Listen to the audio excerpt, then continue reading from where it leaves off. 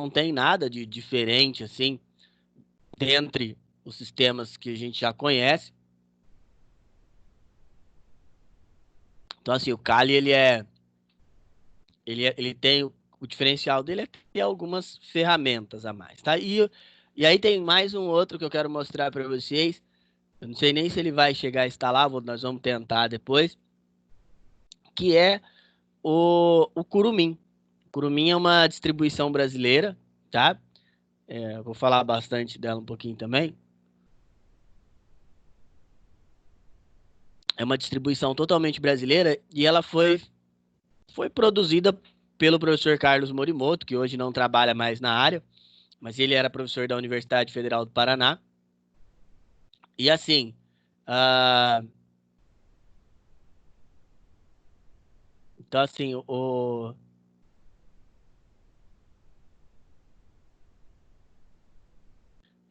esse é um sistema que hoje não tem mais atualização, né? Faz algum tempinho, então por isso ele caiu em desuso. Mas era um sistema bem legalzinho, né, de se usar, tá?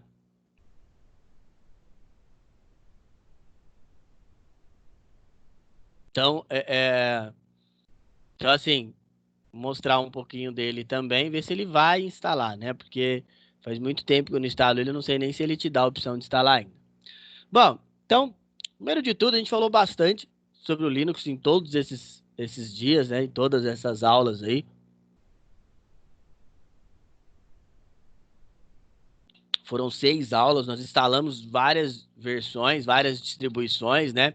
Instalamos o Ubuntu, instalamos o Mint, o Lite, o Fedora, né? E aí, o que vocês têm que principalmente entender, tá? O que vocês têm que entender é o seguinte, o Linux, ele só vai mudar a parte gráfica, tá? Então, ele vai ser um pouco diferente graficamente, uma versão da outra, uma versão vai vir com uma ferramenta diferente da outra, mas basicamente é isso aí. Basicamente, é a ferramenta que você vai utilizar que vai ser diferente. Mas, se você for ver por dentro, todo o sistema Linux é igual, tá? E aí, o porquê que o Kali ele é chamado de o sistema dos hackers, tá? Ele tem esse nome porque ele já vem com ferramentas nativas para você utilizar, por exemplo, né, quem faz, gosta de fazer essas coisas, para, por exemplo, invadir sistemas e assim por diante, tá? Pessoal, o que a gente não pode ter na cabeça, às vezes tem pessoas que, que pensam assim, que só de você instalar o Kali, você vai clicar na ferramenta e ele já vai descobrir o Wi-Fi do seu vizinho. Não é assim, tá, pessoal? Tem todo, tem todo um trâmite, uma programação. Eu estou tentando ver um jeito, porque não é tão simples, tá? Mesmo uma coisa que é banal, assim, por exemplo, descobrir uma senha do Wi-Fi, não é tão simples como parece, tá? As ferramentas do Kali, nós chamamos elas de ferramentas de pen test. E o que quer dizer esse pen test?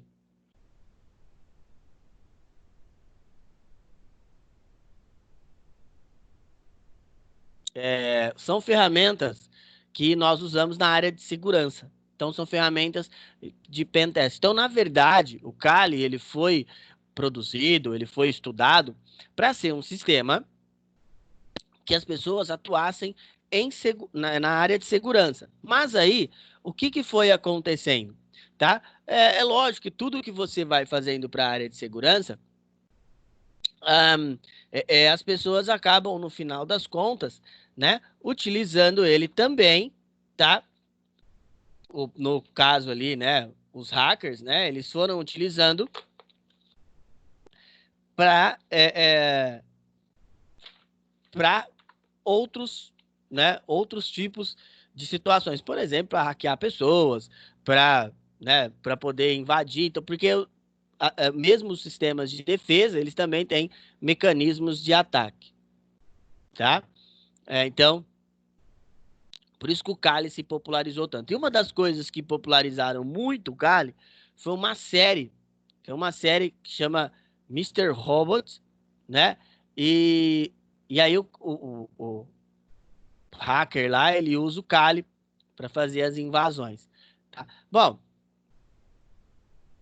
então assim, o diferencial do Kali é vir com essas ferramentas de produtividade, tá? Por isso que ele tem esse esse alto, né, padrão, esse nome de é o sistema é, é o sistema ali dos hackers. Bom, o Kali ele tem algumas distros, a sua distribuição tem algumas configurações por padrão, tá? Ele tem algumas versões da mesma distribuição, então ele tem uma versão mais light, que é mais customizada e mais simples. Ele tem a versão apenas para pentest, que é para software de segurança, tá? E aí vem a pergunta que não quer calar-se, né? Você pode usar o Kali na sua máquina, instalado nativamente, né? Poder pode, mas não deve. Por quê? Vocês vão notar que o Kali ele trabalha sempre com o usuário root. E aí vamos dizer que você não é um usuário avançado, você pode ter problemas ao utilizar o Kali. Então, tem que se tomar bastante cuidado, tá? Ao utilizar o Kali. Eu procuro utilizar sempre na máquina virtual, tá? Faço os testes que eu preciso fazer, principalmente monitoramento de rede, e depois eu só deleto a placa, deleto a máquina e já era. Então, outra coisa que às vezes as pessoas se perguntam também, só o Kali tem as ferramentas de pentest? Não, gente. Todas as distribuições Linux têm.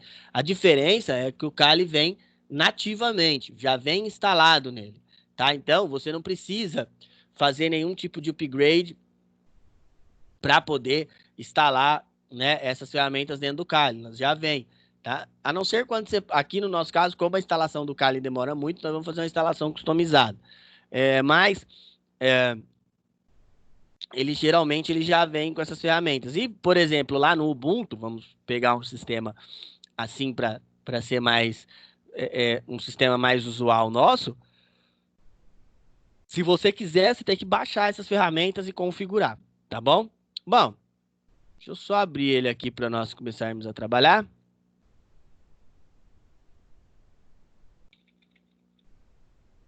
Já tô com ele instalado.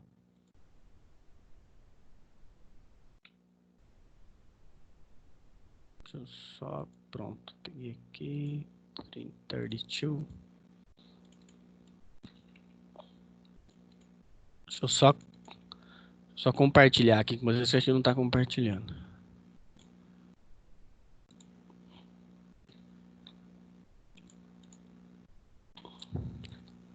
Então vamos lá, né? Você para instalar o Kali, dá o baixa ISO e dá o boot normal. Já eu vou mostrar o site também, tá? A gente vem aqui, eu já baixei, né? E ele vai começar a carregar. Então aí, essa é a primeira opção. Você pode escolher a opção de instalação gráfica. A opção de instalação via interface de texto. Não é tão difícil, tá? A instalação gráfica é bem facinho, mas a interface de texto só assusta um pouco, mas ela não é tão difícil, até simples, tá? Opções avançadas, algumas de menu, ajuda, instalação com alguns requisitos de sistema. Vamos pegar ali a instalação gráfica, tá?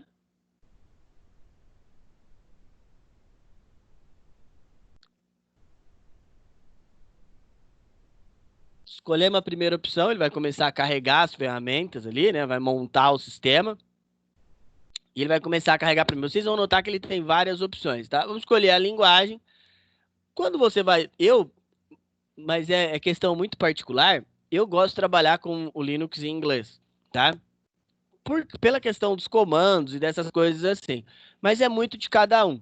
Se você ainda não está familiarizado, você não precisa ser mestre em inglês, tá, gente? Dá para usar o Linux tranquilamente em português, mas dá para usar ele em inglês também, porque são poucas as palavras e você vai se acostumando com elas, tá? Então, dá para utilizar ele tranquilamente. Mas vamos escolher português do Brasil, que é mais fácil de explicar para vocês. Então, continue. Escolher aqui que lugar, né? Brasil. Continuar.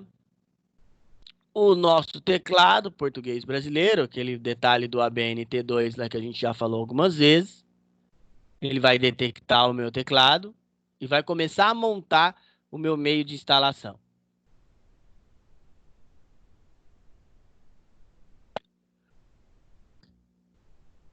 Um dos problemas da instalação do Kali é essa aí, gente. Ele demora muito para carregar as coisas, tá? Ele fica procurando algumas coisas e ele demora muito para carregar. É uma das coisas que aqui no Kali a gente acaba tendo mais problemas, assim, que eu falo de tempo. E assim, às vezes você. E outra coisa que você tem que tomar cuidado também é com os passos que você vai fazer, tá? Porque se você errar uma das estruturas aqui, você tem que começar tudo outra vez, tá? Tem até um lugar ali que se a gente não ficar meio esperto, ele vai fechar e eu vou ter que começar de novo, tá? Estão carregando ainda. E ele vai começar a carregar os componentes da instalação.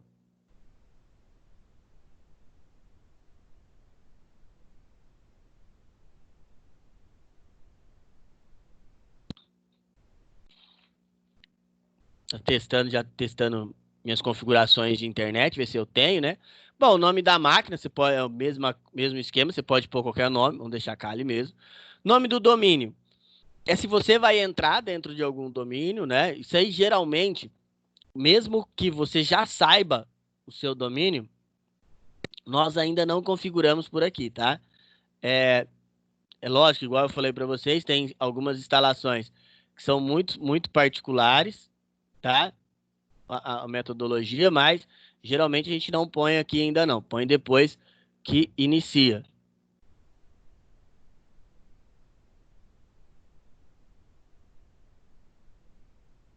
Então, a gente não vai pôr, pode deixar em branco, apertar o Enter. Ele vai começar a configurar a saída. E daí agora o nome do usuário. Vamos pôr como aula, deixar o nome da conta como aula também. Uma senha, vamos pôr uma senha bem difícil. Isso aqui a gente já fez algumas vezes, né? Mesmo esquema de estrutura, tá? Vai começar a procurar a data e a hora, né? Ele abre todos os estados do Brasil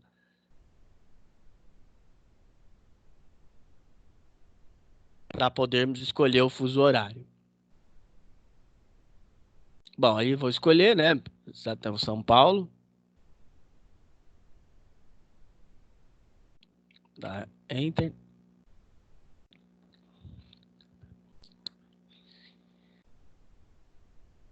Começar a carregar os componentes adicionais aí, né?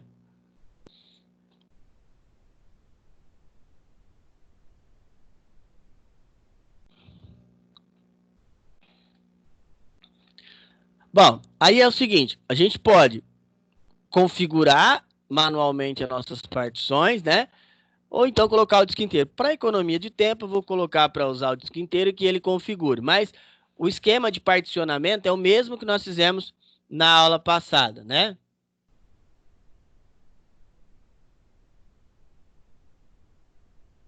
O mesmo esquema lá de entrar e colocar um pedaço para swap, um pedaço para barra, um pedaço para home. Mas a gente não vai fazer, vamos continuar, tá? Ele vai detectar o meu disco, né? Então, continuar. Pede se você quer escolher partição, pode continuar assim mesmo. Ele vai começar a particionar para mim. Já particionou? Ó, ele usou um pedaço para swap. Olha como ele é interessante. Ele está configurado para 2 GB, tá? A máquina virtual. Ele já viu que tinha 2 GB e já separou 2 GB para swap. E o resto ele deixou lá para o sistema, tá? Não continuar. Ele vai me informar como é que ele está particionando o disco. Não continuar. O tipo que eu quero, o ext4, a gente já falou sobre isso também, que é o tipo de partição mais nova.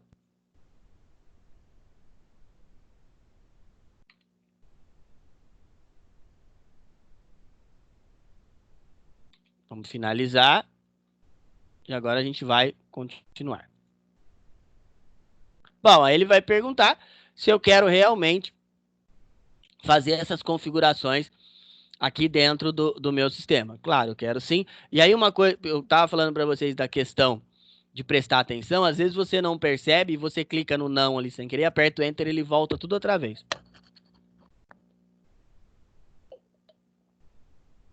Ele começa a particionar para mim, né? E começa a fazer a parte básica da instalação. Qual que é o problema do Kali? Ele vai carregando algumas coisas e vai te fazendo algumas perguntas, tá? Ali, ele, por exemplo, primeiro ele está extraindo os arquivos que tem dentro da ISO. Essa é a primeira parte. Bom, enquanto ele está extraindo aqui, acho que vai ser rápido, acho que vai dar tempo de esperar. Não?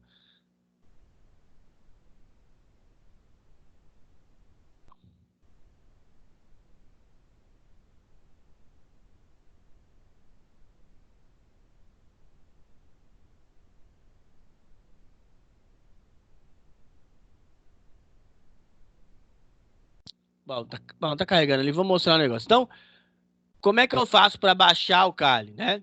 Deixa eu só minimizar aqui. Para baixar o Kali, a gente vem aqui, ó, kali.org, é o site, tá?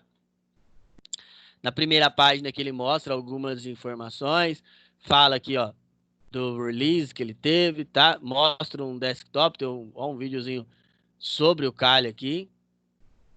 Por que que você deve estudar o sistema operacional Kali Linux?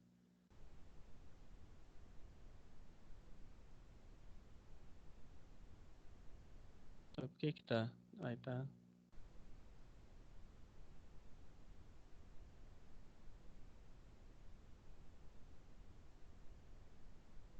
Bom, depois tenta ver esse vídeo. Não tá carregando.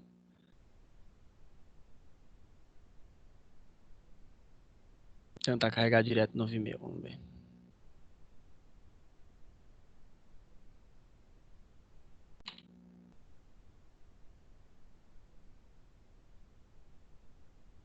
Se fosse no YouTube já tinha carregado.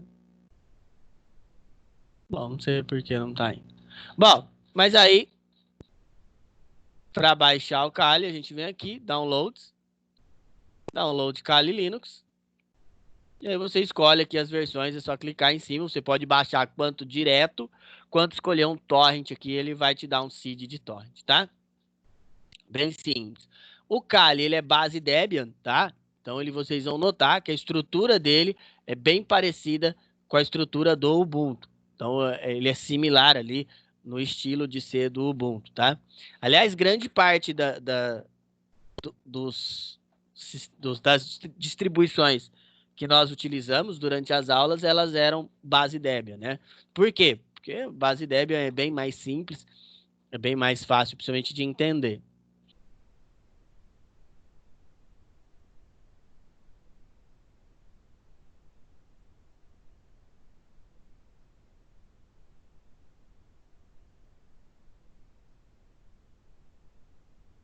Bom, tá carregando aí a parte de instalamento básico, vamos só esperar para ele configurar a imagem, a gente já tem que configurar mais uma coisinha, tá?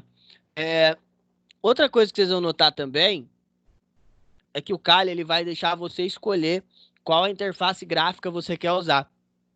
Aí você pode escolher a KDE, a GNOME, tá? E a XFCE, que é como se fosse uma versão light, tá? Vamos supor que você tem aí, toda vez que você ouvir esse termo no Linux, vamos supor que você tem uma máquina que é mais fraquinha, não é uma máquina tão potente, ou então também para rodar no ambiente virtual, né? Porque a máquina virtual ela consome muita memória, consome muito processamento, e aí às vezes você vai rodar uma máquina virtual, acaba ficando muito lenta. O que você vai fazer? Você opta, se o sistema tiver essa opção, você opta por rodar esse XFCE, tá? Porque ele é bem mais leve, bem mais rápido, e as ferramentas são as mesmas. Na verdade, então, não tem o porquê querer rodar um outro ali, uma parte gráfica maior. Principalmente no caso do Kali, que você não vai usar ele. Geralmente a gente não usa ele como um desktop, tá? Bom, aí ele perguntando se você quer já quer abrir o gerenciador de pacotes, pode deixar em branco. Ele vai começar a configurar o apt-get, que é o software para você fazer downloads de atualizações, de programas, se você quiser fazer alguma atualização no seu próprio software, tá? E ele vai começar a configurar o instalador.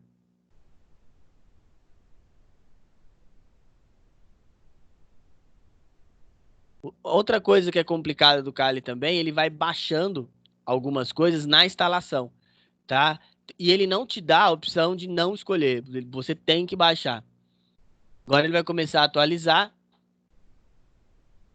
Então vamos, enquanto ele está atualizando, vamos vendo outra coisa aqui, né? Bom, deixa eu ver se a gente consegue ver aquele vídeo lá da capa.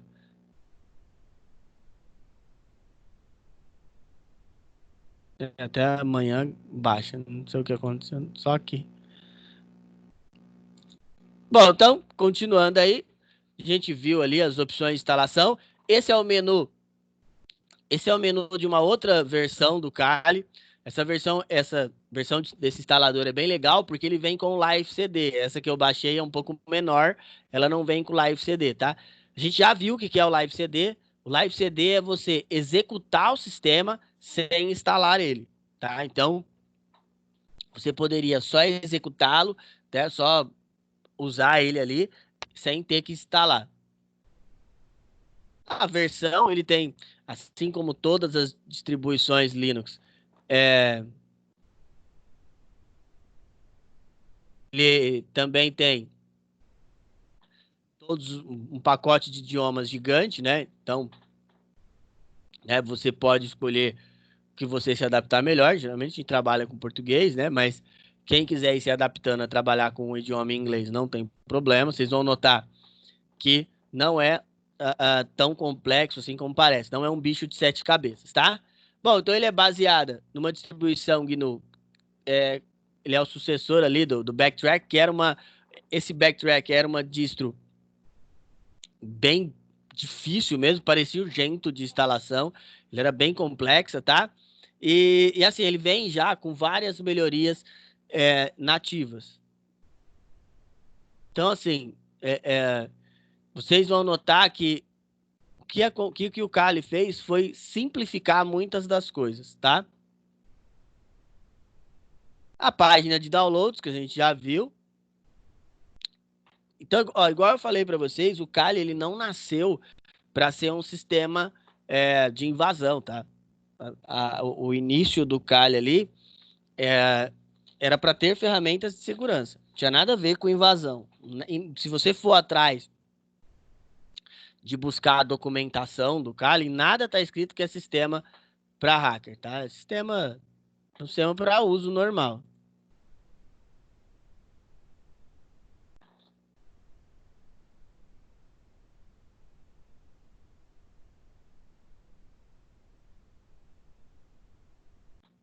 Bom, e aí, esses são os requisitos mínimos de instalação. Nós já conversamos sobre isso também.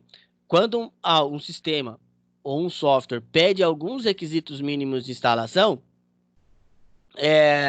você pode pensar ali pelo menos no dobro ou no triplo para ele rodar legal. Isso aí ele vai instalar, né? Mas é o mínimo do mínimo, ele vai ficar muito lento, tá? Então, nunca utilizem quando vocês precisarem instalar. É igual o jogo.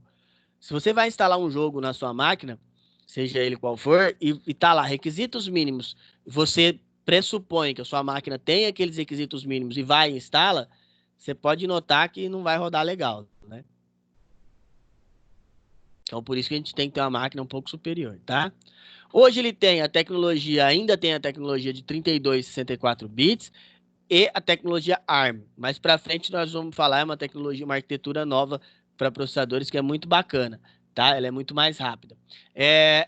Então, ainda tem suporte a 32 bits, várias distribuições não dão mais esse suporte, tá? Várias distribuições quitaram isso aí, tá? Mas ele ainda manteve. Não sabe, a gente não sabe quanto tempo, né? Bom, já já nós vamos ver ali o terminal funcionando, mas o terminal do Kali é o mesmo sistema, o mesmo funcionamento que tem dentro dos outros terminais, tá? Então, dentro dos outros terminais, tem o mesmo funcionamento ali do funcionamento do Kali. E aí, igual eu falei para vocês, ele tem essa nomenclatura de os sistemas, o sistema dos hackers por causa da série, né?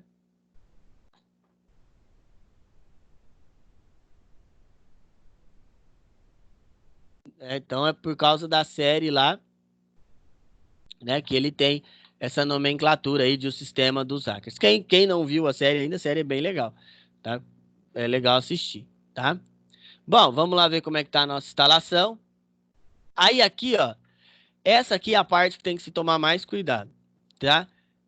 Por exemplo, quanto mais coisas vocês selecionarem aqui, mais problemas você vai ter. O principal é aqui escolher a sua interface gráfica, tá? Essa que eu falei para vocês, XFCE, é, um, a interface mais leve, tá?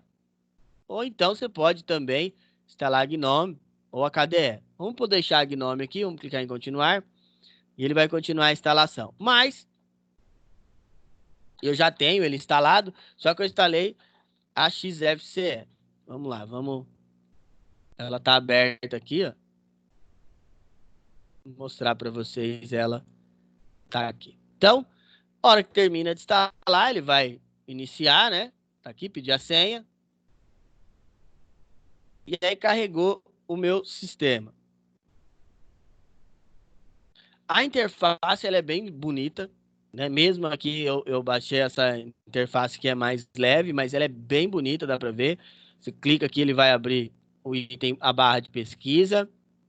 Aqui do lado ele abre alguns aplicativos que tem, né? Favoritos. E aqui é a nossa pasta pessoal. Qual que é a diferença? Eu fiz uma... Na hora que eu fiz a instalação, deixa eu abrir as pastas aqui. Vocês vão notar que hoje, né, todos os sistemas Linux, eles usam um tipo de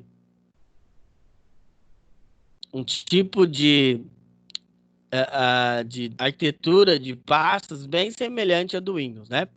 Então aqui eu tô logado como um usuário local, mas eu poderia lá, porque na hora da minha instalação eu criei esse usuário. Geralmente a gente já entra como root, tá? Esse é o principal problema do Kali. Ele já entrar, ele já logar como root. E aí, aqui onde vocês estão vendo pastas, né? Dentro do Linux nós chamamos de diretórios. É a única diferença, mas a função é a mesma. E aí, quando a gente quer fazer alguma coisa, abre o terminal. Tá aqui o menininho, tá? E aí, ó, é só digitar o comando. Por exemplo, eu quero saber onde eu tô, né? PWD, ele me fala onde eu tô logado, tá? E aí eu vi que é barra home, barra aula, e eu tô vendo uma coisa ali estranha. Se eu quiser fazer qualquer tipo de alteração, eu não vou conseguir. Por quê? Porque eu tô como usuário comum. Para eu logar como administrador, eu tenho que vir aqui, colocar aqui, ó, sudo espaço sul, ele vai pedir minha senha, e aí agora eu sou um usuário root. Agora, se eu for no PWD, eu tô lá como root, mas na mesma estrutura de pastas. ls, ele vai listar os diretórios. Se eu colocar ls -l, ele vai listar com mais detalhes, tá? Ele vai colocar, por exemplo, detalhes quem é o dono da pasta, os direitos que você tem. Isso aqui são tudo coisas mais complexas que lá na frente, lá no livro de host, vocês vão aprender, tá? Se eu colocar ls-a, ele vai mostrar todos os arquivos e diretórios, e aí quando você vê um arquivo com um pontinho na frente, igual apareceu agora aí, que ele, se eu colocar ls apenas, ele não aparece, ó. Esses com um pontinho na frente. Esses com pontinho na frente são arquivos ocultos, tá? São arquivos que geralmente são de sistemas, mas eles são ocultos aí, tá? Bom, e aí se eu quiser limpar a tela, quando tem muito comando, eu aperto, digito o comando clear, né? clear é para limpar. Bom, para eu criar um diretório, é o comando mkdir. Eu vou criar uma pasta. Ó. Toda vez que você digitar um comando e ele não der erro, ele não te der uma resposta de erro, é sinal que o comando deu certo. Tá? Por exemplo, se eu for listar agora, ele apareceu aqui, ó, o meu diretório aula aqui. Ó, tá? Ele foi criado. Então, né, não tem problema. Bom, e o rmdir eu removo o diretório. Se eu colocar aqui rmdir aula, ele remove. Mais uma vez, não deu nenhuma mensagem de erro. Se eu der ls, é lá, diretório aula não existe mais. Só tem um porém, o rmdir ele só remove pastas e diretórios vazios, tá? Se você depois vou mostrar como é que remove quando ele não está vazio. Bom, o comando cd é para você navegar entre pastas, né? Então, vamos criar outra pasta aqui agora. Olha lá. Então, o CD você vai andando entre as pastas, tá? Entrando nas pastas. Se eu quiser ir para uma específica, eu posso vir aqui, ó. CD /root /documentos. Ó, ele não achou. Vamos tentar aqui. Por que que ele não achou? Porque a barra errada. A barra do Linux é essa aqui, ó.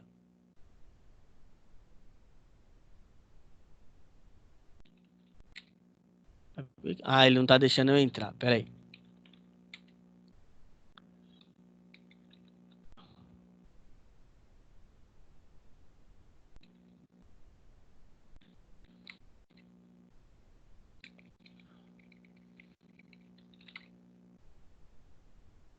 Ué, tá certo. Ah, desculpa, eu tô em outra. Ó, barra, on, barra, downloads.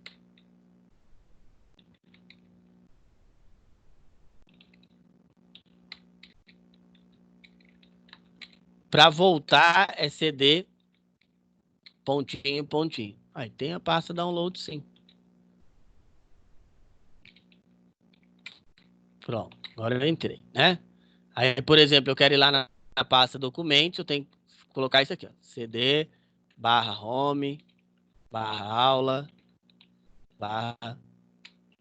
/documentos. Aí agora você tem que digitar o caminho inteiro para onde você vai. Aí eu vou aqui, tem a pastinha aula aí, né? Bom, vamos supor que eu quero criar um arquivo de texto. Para eu criar um arquivo de texto, eu tenho que usar o comando touch. Então, vem aqui, ó, touch aula.txt. Aí, agora eu tenho um arquivinho de texto aqui, ó. Se eu quiser entrar nele, eu uso o meu aplicativo. Não deixa ser aplicativo, mas o meu editor. Editor, o Nano. Texto em. Quando você vai programar, você faz tudo aqui, tá? Então, Ctrl O, ele vai gravar. Ctrl X, ele vai sair. Então, geralmente a gente fica, quando você está editando, por exemplo, quando vocês chegarem lá em Firewall, você vai digitar, por exemplo, Nano, só a extensão vai ser diferente, tá? Mas, por exemplo, você vai vir aqui, ó, iptable, menos,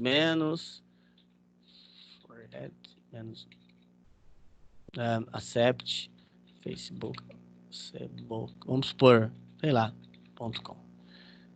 Table, -f, reject, Google. Não é isso, só para simplificar, tá? Vamos supor que eu quero aceitar e rejeitar um site. Eu crio uma tabela de IP, aí geralmente, gente, para testar, a gente já vem aqui e faz assim, ó. Ctrl O, Ctrl X, e aí já tá salvo. E para ler, se eu não quiser, às vezes você não quer entrar dentro do arquivo, você tem o comando cat. Ó, cat aula.txt,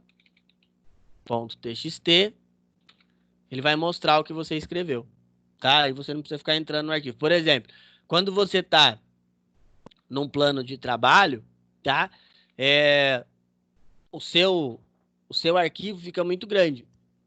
Então, ele vai ficando muito grande o seu arquivo. Principalmente quando você vai criar exceções, tabelas de IP, às vezes você vai configurar um servidor Samba, e aí você tem, e também, às vezes, você tem vários arquivos, então você não vai ficar abrindo todos. Aí você vai lendo lá com o comando cat, tá? Bom, e aí vamos supor, eu quero colocar o arquivo aula dentro da pasta aula, né? Então eu vou aqui, ó, cp é o comando para copiar, aula.txt, e aí eu coloco o caminho, /home, /aula. Tem que tomar cuidado, porque o Linux, ele é case sensitive, tá? O que quer dizer isso aí? Quer dizer que se você digitar, por exemplo, documentos, ele tá com o D maiúsculo. Se eu digitar o D minúsculo, ele não vai aceitar, tá? Ah lá, já copiou, ele não deu mensagem de erro. Se eu der aqui, ó, cd aula, ele vai entrar na pasta, tá lá meu arquivinho, tá? Bom, eu falei para vocês, deixa eu voltar aqui, que o comando... Ah, detalhe, eu copiei, tá? Eu não movi. Vamos supor que eu queira mover esse arquivo. Eu vou usar o comando mv. Se eu usar o comando mv, ó, mv aula.txt, quero mover lá para os downloads. /home, /downloads. Agora eu vou lá, ó, cd, cd, /home, /download. Deixa eu ver se meu arquivo foi para lá.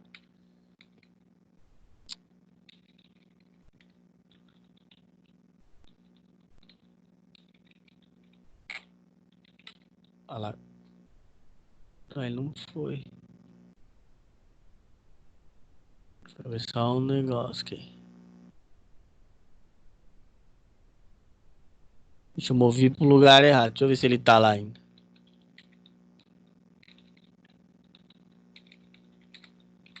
Não, já foi. Já. Bom, então eu movi para uma outra pasta. Deixa eu ver uma coisa. Espera aí. Ah, agora tá aqui, ó. Downloads.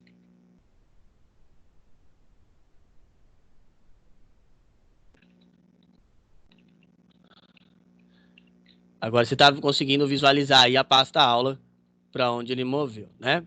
Vamos voltar lá para os documentos para mostrar uma coisa. Então, se eu vir agora, ó, e der aquele comando que eu dei para remover a pasta, falei para vocês que remover a pasta é rmdir. Se eu der o comando rmdir aula, ele não vai remover. Por quê? Porque o rmdir ele só remove diretórios vazios, tá? Para remover um diretório com arquivo, eu tenho que forçar. Então, a gente coloca aqui, ó, rm menos rf, aí eu coloco o nome do diretório, agora ele removeu. Só que tem que tomar bastante cuidado, tá? Olha lá, agora não tem mais.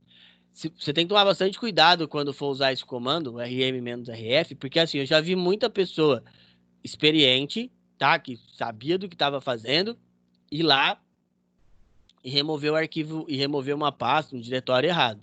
Tomar bastante cuidado, tá? Bom, acho que é mais. Esses são alguns comandos, tá? E aí, o que eu quero que vocês entendam da base do Linux? Ó, o, o, esse, por exemplo, o Kali aqui, ele é uma shell, que a gente chama, tá? O núcleo, o kernel, são todos iguais, tá bom? Todos os núcleos Linux, eles têm a mesma base. Então, o interior deles são todos os mesmos, tá? Vou só fechar aqui. Vamos ver se acabou a nossa outra instalação. Mas acho que ainda não. Demora uma... Olha lá, ainda tá instalando. Bom, deixa eu mostrar para vocês então, meu querido Curumim. Vamos ver se ele vai instalar aqui, né? Nem sei se eu baixei. Deixa eu ver só se é 64 bits ou 32. aqui é 32. Vamos lá. 32.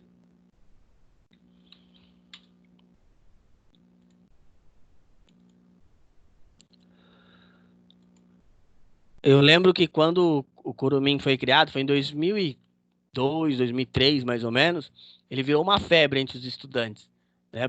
As faculdades a gente usava muito, porque ele era muito levinho, né?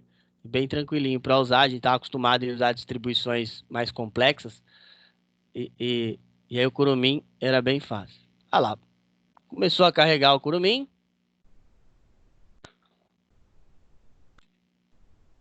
Vamos ver se ele vai carregar a parte gráfica, pelo menos.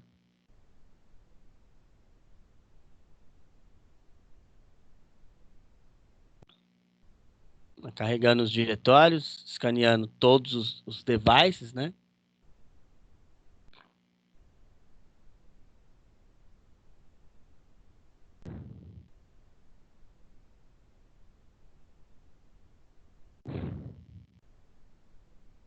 Ele tá carregando aí. Vamos carregar, ativando as coisas. Ele vai lendo tudo, ele vai lendo tudo, todo o seu hardware antes, né? Tudo que você tiver, ele vai tentando detectar e já vendo as configurações.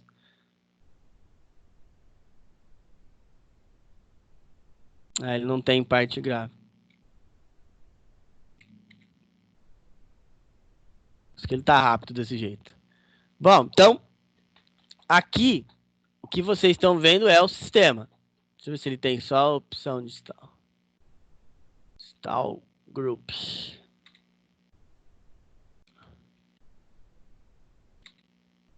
Não, ele não trouxe. Tá aqui, ó.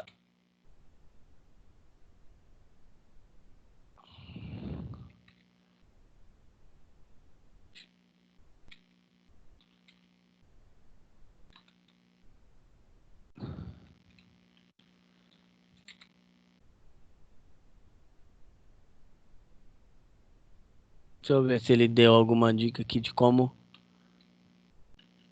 Não. Ele não veio com a parte gráfica. É, essa distribuição ela foi descontinuada há bastante tempo. Ela era. Deixa eu ver se a gente se tem o site ainda. Ela era a base desse site aqui, ó.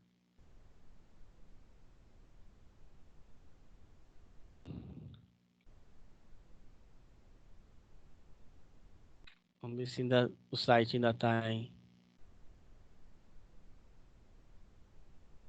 É, mudou. Eles venderam o domínio.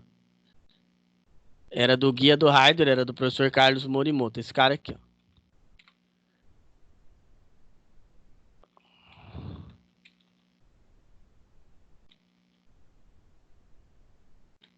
Aqui.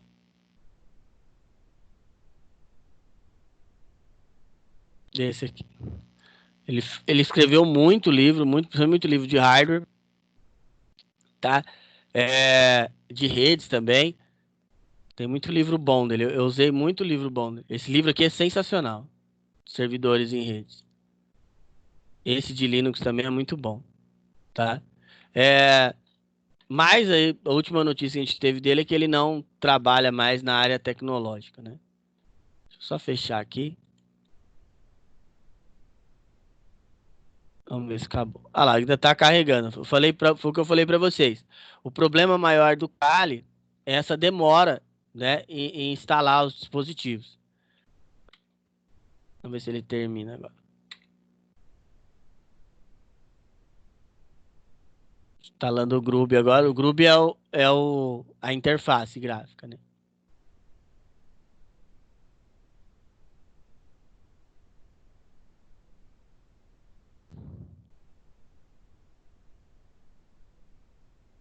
Vamos ver se ele já vai iniciar pra gente.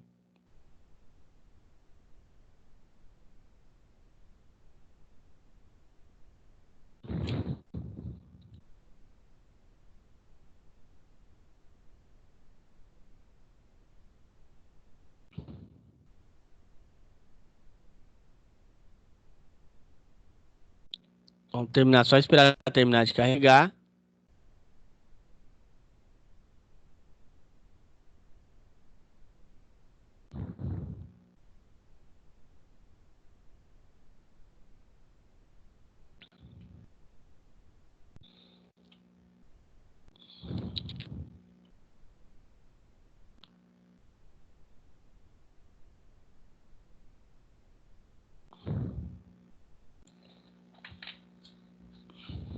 Tá finalizando já ali. Vou esperar só para eu mostrar para vocês.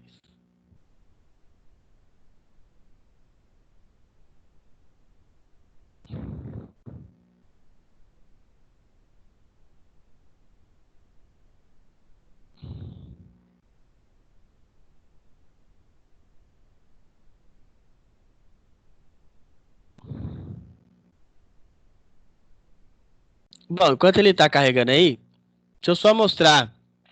Deixa eu falar mais uma. Acho que eu já cheguei a comentar isso com vocês, tá? Mas não custa nada a gente ver novamente. Bom, uma das coisas que podem provar que você é um profissional Linux, né?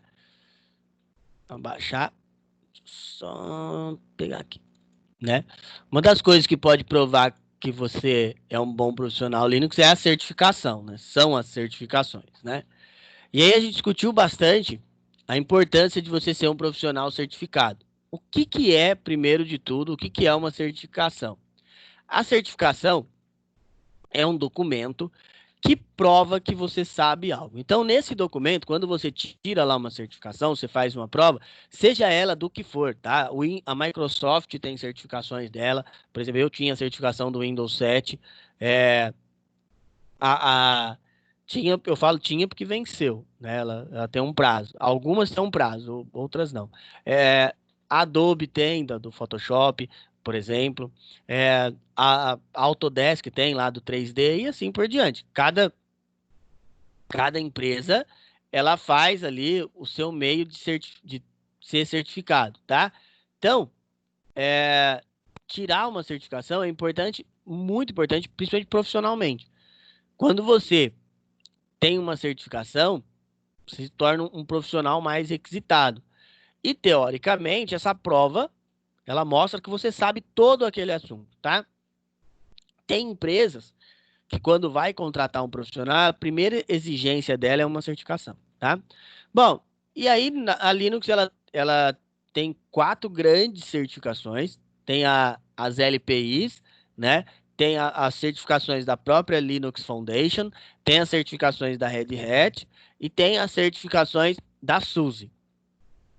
Tem umas outras também, mas elas são menores e de um grau de importância inferior, tá? Então, por isso a gente não nem comenta. Dentre essas que eu tô falando para vocês, a LPI é a mais importante. Então, por exemplo, geralmente as pessoas nem vão atrás das outras, porque essa aqui é a que vale bastante a pena, tá? E conforme vai aumentando, ela vai aumentando a dificuldade. Há um tempo, faz pouco tempo, deve fazer acho que uns 5, 6 anos só, se for tudo isso, que existe a certificação Essentials, tá? Antigamente você já começava com a LPIC 1, tá? Então não tinha essa Essentials. E a Essentials, ela é a única certificação que você não depende de nada. Por exemplo, você pode chegar e fazer a LPIC 1 direto, tá? Você não precisa ter a Essentials. Qual que é o diferencial da Essentials? Ela é uma certificação de introdução, que geralmente as pessoas que tiram quando está começando no Linux e está estudando bastante, ainda está fresco, né? Ela é dividida em duas partes. Ela tem a Essentials e a DevOps. E essas duas certificações, o diferencial dela também é que você nunca perde. Ela não tem validade, tá? O prazo, ela é eterna, tá? Então, na Essentials, a primeira, você tem que saber sobre linha de comando, sobre processos, tá? E o uso do sistema. Quando você vai parar para pensar, o conhecimento tem que ser básico, intermediário e o início do avançado. em uso do sistema Linux, tá?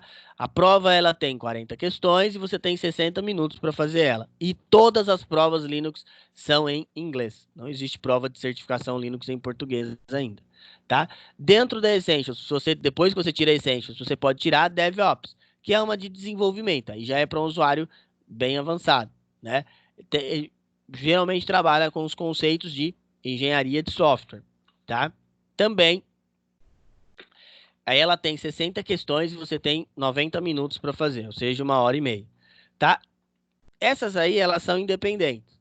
Se você quiser, você já pode começar com a LP1, tá?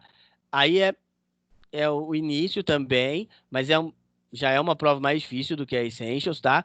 E os certificados, antigamente, eles duravam de 1 a 2 anos. Hoje, todas as certificações LPs, elas duram 5 anos. Aumentou isso aí.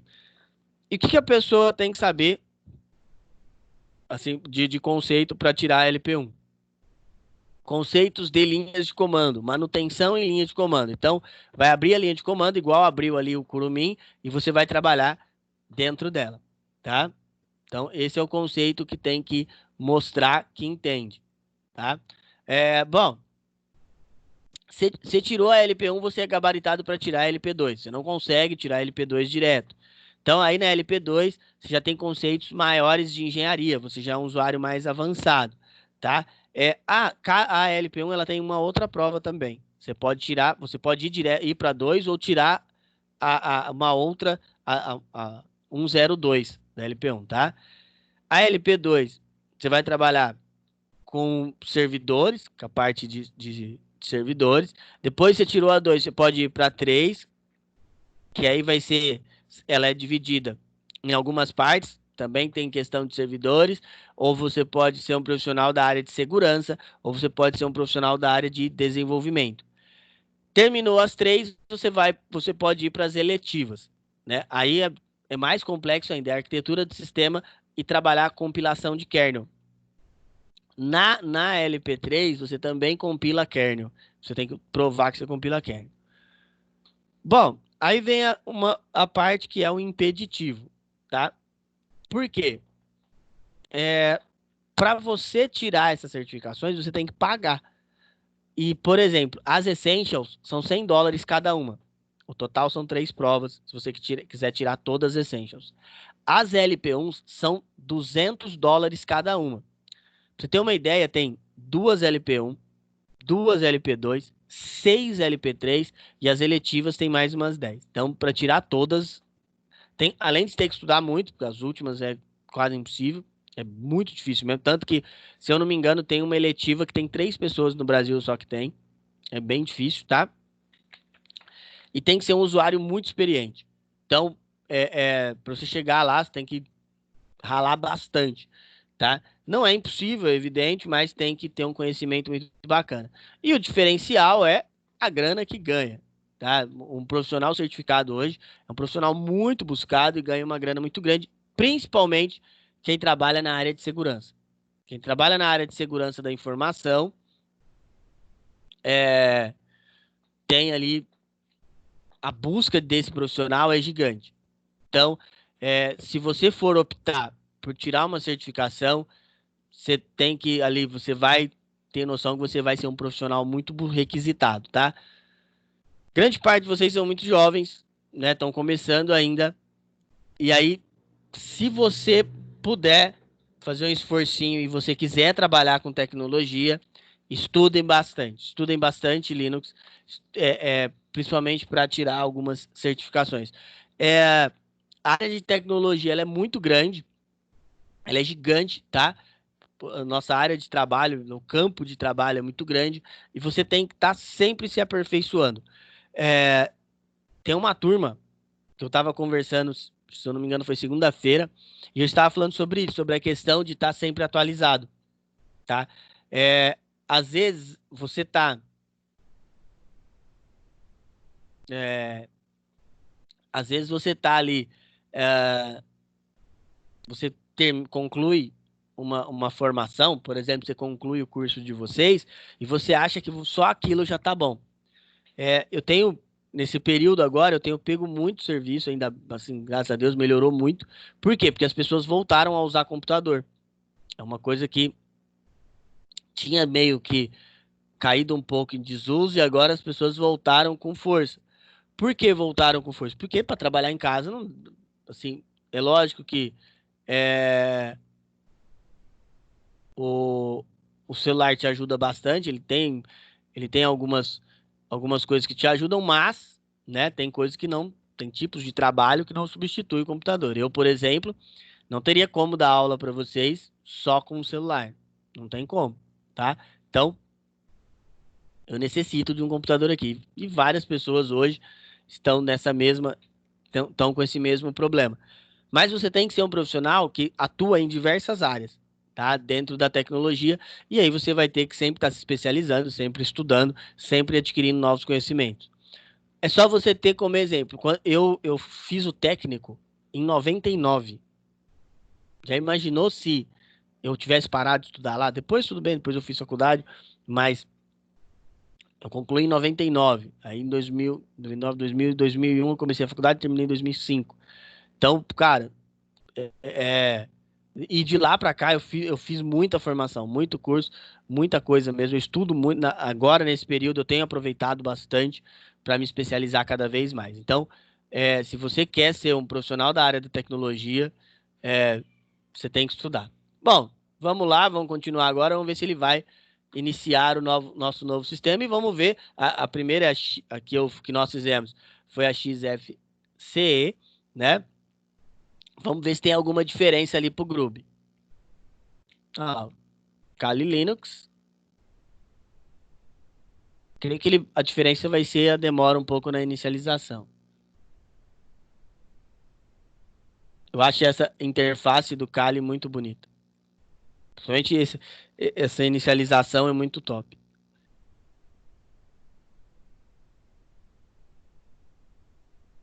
Deixa eu ver se ele vai terminando de carregar.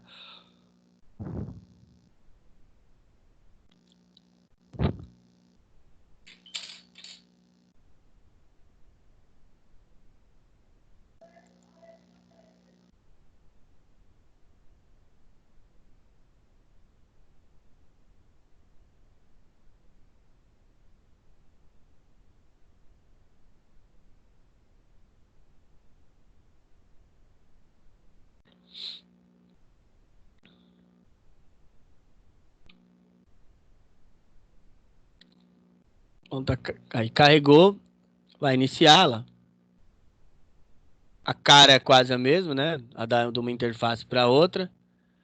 Mas igual eu falei para vocês, o Groove é bem mais pesado.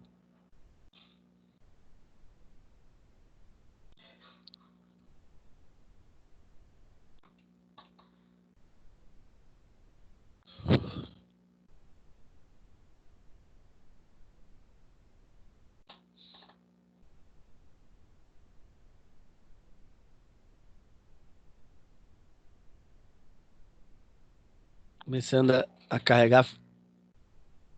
Olha lá, carregou, aí a estrutura e a arquitetura é a mesma, né? Ele muda um pouco a questão gráfica ali, mas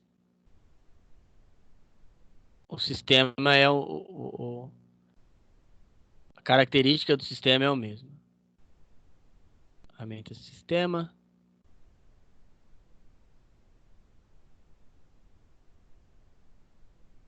referências, gráficos. Deixa eu ver só se eu acho uma ferramenta aqui, utilitários.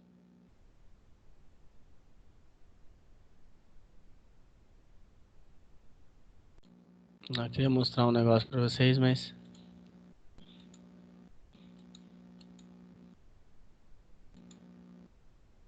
deixa eu ver. Não sei se eu acho aqui a ferramenta.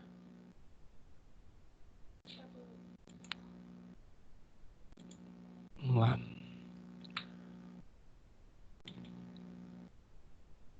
Não, ele não instalou o que eu preciso. Bom, deu para ver que o sistema é quase igual, né? Bem próximo do que a gente estava usando, tá? O que eu quero que vocês notem, assim, entendam, principalmente dessa parte do Linux, é que não é um bicho de 7 cabeças, tá? Não é algo assim que seja impossível de se utilizar. Igual eu falei para vocês, tudo vai depender do que você necessita, né? Do que você vai necessitar ali para o seu dia a dia. É lógico, se você for escolher uma distribuição, escolha uma distribuição que seja mais próximo do que você está acostumado a utilizar. Por exemplo, eu uso só o Windows, sempre usei o Windows na minha vida. Eu não vou começar com uma distribuição mais complexa.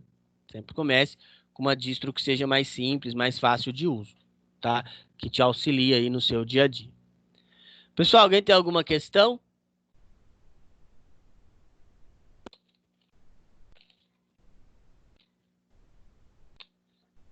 Não, tranquilex. Bom, então, podem responder, por favor. Vão respondendo aí para mim, depois eu tenho um negócio para falar para vocês, tá? Podem começar.